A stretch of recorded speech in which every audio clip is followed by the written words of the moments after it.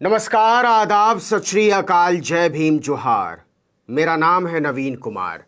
राहुल गांधी भारत जोड़ो यात्रा में लगभग 2 महीने से लगातार पैदल चल रहे हैं और दूसरी तरफ उनके छोटे भाई वरुण गांधी बीजेपी में रहते हुए अपनी ही सरकार की बखिया उधेड़े हुए हैं। पहले तो वो केवल केंद्र सरकार की नीतियों को लेकर हमलावर रहते थे, लेकिन अब तो योगी सरकार को भी लगातार घेरे हुए हैं। आपको पता ही होगा, वो पीलीभीत से बीजेपी के सांसद हैं, लेकिन लगातार 3 बार से सांसद होने के बावजूद नरेंद्र मोदी ने उन्हें मंत्री नहीं बनाया। जब मोदी प्रधानमंत्री बने तो वरुण की उम्र केवल 33 साल थी, लेकिन बावजूद वो उनके युवा के खांचे में फिट नहीं बैठते। वरुण गांधी की मां मेनका गांधी तो उस जमाने में बीजेपी से जीता करती थी जब यूपी में बीजेपी को उम्मीदवार तक नहीं मिलते थे, लेकिन 2019 में मोदी ने उन्हें भी मंत्रिमंडल से ठिकाने लगा दिया। खैर, वापस वरुण गांधी पर लौटते हैं तो वो पिछले 1.5 साल से केंद्र सरकार और यूपी की योगी सरकार पर लगातार हमलावर हैं। अपने ट्वीट और बयानों से अपनी ही पार्टी और सरकार को नाकारा और बददिमाग बताते रहते हैं। खासकर बेरोजगारी और महंगाई के मोर्चे पर उन्होंने बीजेपी की जिस तरह से लगातार मजम्मत की है, उस तरह से विपक्ष के नेताओं ने भी नहीं की। एक बार फिर से उन्होंने बेरोजगारी को लेकर योगी सरकार पर निशाना साधा है। इस बार वरुण गांधी ने यूपी में पुलिस भर्ती का मुद्दा उठाया है और यहां तक कह दिया कि जब पुलिस भर्ती वाले छात्र सड़क पर आएंगे तब इन्हें उपद्रवी कहा जाएगा। आपको बता दें कि प्रधानमंत्री नरेंद्र मोदी ने कलम वाले नक्सलियों का जिक्र किया है, उन्हें जड़ से मिटाने की बात की है। इसके इशारे को अगर समझिए तो जो लोग लिखते हैं, पढ़ते हैं, सोचते हैं और सरकार से उनके विचार मेल नहीं खाते, उन्हें इस खांचे में लाने की तैयारी शुरू की जा चुकी है। पहले भी मोदी अर्बन नक्सल शब्द का इस्तेमाल कर चुके हैं। कलम वाले नक्सल उसी का विस्तार है। इसी बीच वरुण गांधी का बयान आता है कि जब पुलिस भर्ती वाले छात्र सड़कों पर आएंगे तब इन्हें उपद्रवी कहा जाएगा। दरअसल वरुण ने सरकार की चोरी पकड़ ली है कि आप बेरोजगार नौजवानों को क्या साबित करने के अभियान पर निकले हैं, और यह बात ठीक नहीं है। वरुण गांधी ने योगी सरकार पर निशाना साधते हुए कहा कि पुलिस भर्ती के छात्र लगातार सोशल मीडिया के माध्यम से अपनी बात कह रहे हैं, लेकिन उनकी कहीं कोई सुनवाई नहीं हो रही है।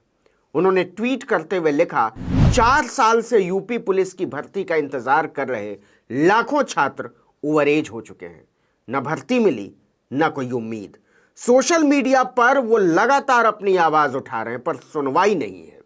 यही छात्र जब सड़क पर आएंगे तब उन पर उपद्रवी होने का आरोप लगेगा। क्या ये अन्याय नहीं है?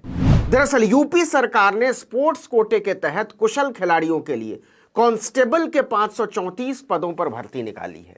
इस भर्ती के तहत कांस्टेबल के पद पर 535 पुरुष और 199 महिलाओं की भर्ती की जानी है।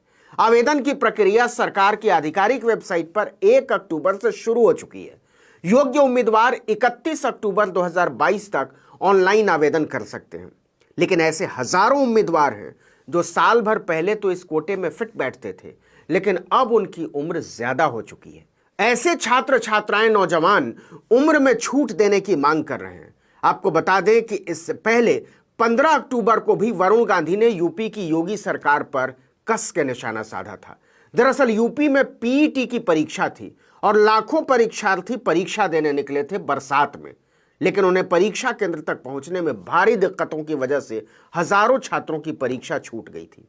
ऐसे कई वीडियो सामने आए थे जिसमें छात्र छात्राएं बहुत मुसीबत में परीक्षा देने के लिए केंद्र पर पहुंचे थे। वरुण गांधी ने योगी सरकार पर निशाना साधते हुए ट्वीट किया था, यूपी बाढ़ की चपेट में है और 37 लाख से अधिक छात्र पीईटी की परीक्षा देने निकले हैं। प्रश्न पत्र हल करने से बड़ी चुनौती सेंटर तक पहुंचना है। छात्रों के निरंतर मांग के बाद भी न परीक्षा टाली गई, न यातायात के पुख्ता इंतजाम किए गए। शायद हवाई निरीक्षण से जमीनी मुद्दे दिखते नहीं। आपको बता दें कि परीक्षा से कुछ ही दिन पहले योगी आदित्यनाथ हेलीकॉप्टर में बैठकर बाढ़ प्रभावित इलाकों का हवाई सर्वे करने निकले थे।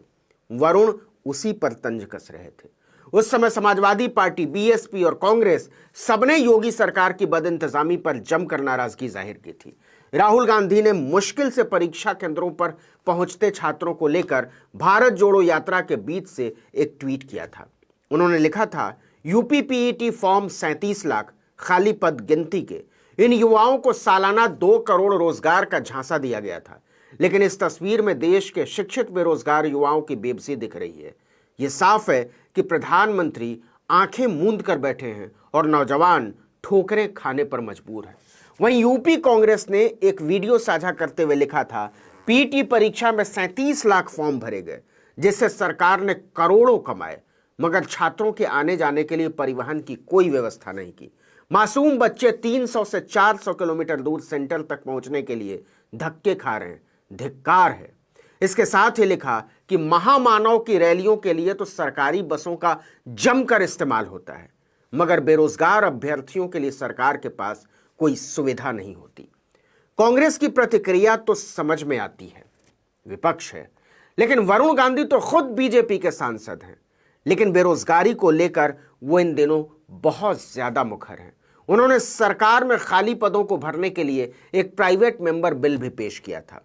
इसके बाद उन्होंने बेरोजगार छात्रों की मदद के लिए आर्थिक मदद का एक अभियान भी शुरू किया। उन्होंने प्रतियोगी परीक्षाओं की तैयारी कर रहे सैकड़ों जरूरतमंद छात्रों की मदद की और इसके वीडियो साझा किए। जाहिर सी बात है, ये सारी बातें उनकी अपनी पार्टी बीजेपी और प्रधानमंत्री नरेंद्र मोदी को अक्षम नाकाम साबित करती हैं। बताती हैं कि उन्होंने नौजवानों के साथ किया गया अपना वादा न निभाकर छल किया है। लेकिन बीजेपी की मजबूरी यह है कि वो न तो वरुण को पार्टी से निकाल पा रही है और न ही उन्हें दंडित कर पा रही है, क्योंकि इससे वो छात्रों नौजवानों के बीच शहीद की तरह नजर आएंगे, हीरो बन जाएंगे और उनका कद बड़ा हो जाएगा। इसलिए वो बस 2024 तक जैसे चल रहा है वैसे ही चलाते रहना चाहती है। वरुण कुछ भी करेंगे और कुछ भी कहेंगे, बीजेपी उनके खिलाफ कार्रवाई नहीं करेगी। लेकिन सवाल है कि वरुण खुद क्या चाहते हैं। वो बीजेपी में रहकर बागी तेवर क्यों अपनाए हुए हैं? वो क्यों लगातार मोदी को नाकाम और वादा खिलाफ साबित करने में लगे हुए हैं? और अगर वरुण को बीजेपी और मोदी की नीतियों से इतनी ही दिक्कत है तो वो खुद बीजेपी क्यों नहीं छोड़ देते? दरअसल यही राजनीति है। बीजेपी और वरुण दोनों एक दूसरे के धैर्य का इम्तिहान ले रहे हैं।